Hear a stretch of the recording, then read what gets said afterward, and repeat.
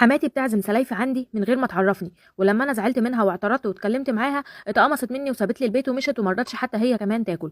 كل اللي بيحصل ان دي صاحبه مشكله بعتها وبتقول انا دلوقتي حماتي اليوم اللي هي بتيجي تاكل عندي فيه ببقى يعني جوزي كده محدد لها يوم في الاسبوع تيجي لازم تيجي تتغدى معانا فيه، واحنا بنروح لها يوم. المهم اليوم اللي هو بتاعها دوت انا بكلمها قبلها بيوم وباكد عليها ان انت لازم تيجي بكره ومش عارف والكلام ده، وبتبقى متفقه معايا ان هي هتيجي.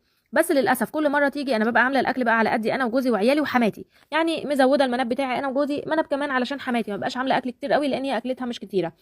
بس كل مره تيجي الاقيها جايبه لي يا اما سلفتي دي يا اما سلفتي دي يا اما اخت جوزي بجوزها وعيالها، ودايما انا ببقى محروجه لاني مش عامله حسابي على الاكل وبيبقى الاكل قليل، وبضطر ان انا اخد الاكل بتاعي او نصيبي انا وعيالي واوزعه على اللي هي جايباهم معاها. فجت في اليوم دوت خلاص اخر بقى يوم اللي حصل فيه مشكله، كان العزومه بتاعتها ولقيتها داخله عليا وبتكلم سلفتي في التليفون، ولقيتها بتقول لي يلا بقى نجهز ونغرف على ما سلفتك تنزل بعيالها. قلت لها سلفتي تنزل؟ طب انت ليه ما بتقوليليش يا ماما؟ هو